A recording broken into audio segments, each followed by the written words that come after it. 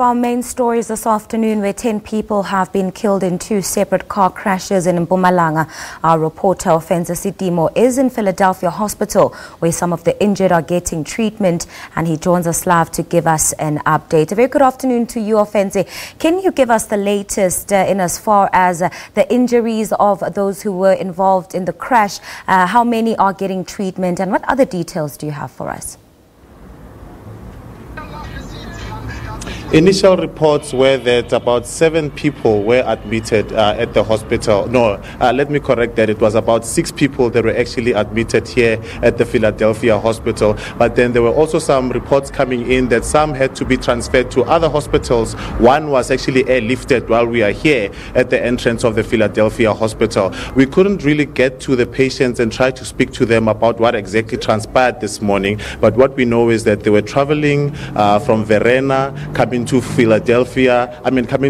Limpopo, where they were going to attend a function as they were members of a dance group.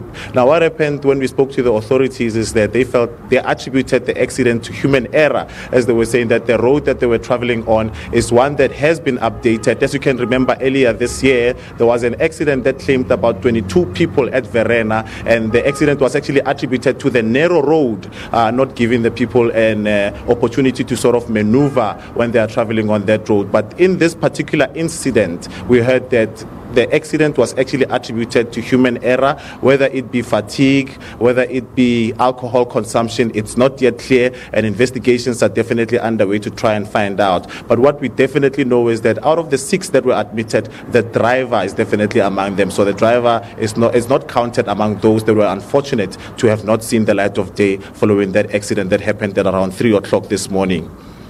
Now, Ofentse, we know that there were fatalities in the accident. Have the families been informed of their loved ones who may have lost their lives in that crash? When we were with the authorities, we understand that they were in the process of informing some of the families. You understand that the road where the accident actually happened involves 3 provinces. It stretches from Gauteng to Limpopo and then all the way to Mpumalanga. So now the process of informing the families, it's going to require the different provincial departments to sort of work together in a way that all the families can be attended to. We heard that when we spoke to a member of the Mpumalanga provincial department, he mentioned that they will be visiting some of the families to assess the situation as to whether they are indigent or not, and they will be accompanied by the Road Accident Fund to sort of see how they can actually assist in a manner where indigent families can be assisted to bury their loved ones. And the Mpumalanga province has definitely made a habit of trying to help some of the families as compared to the one that happened in April this year, where the learners school bus crashed into a truck. The province actually took up the matter and financed everything from the funerals to the counseling for those that actually survived, and for the counseling for the family members as well. All right, Ofentse, there was another accident in the area of Delmas today. Do you have any information, or have you heard any tidbits about what had happened in that incident?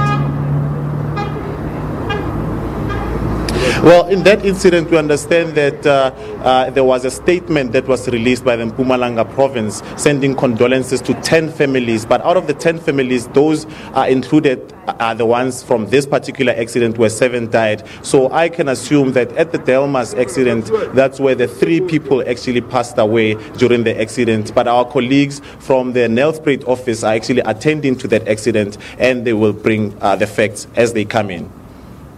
All right, so that is our reporter, Ofentse Setimo, giving us an update about the accident, the fatal accident, I should say, that took place around 3 a.m. this morning, where about 7 people lost their lives and others are injured and currently recovering at the Philadelphia hospital.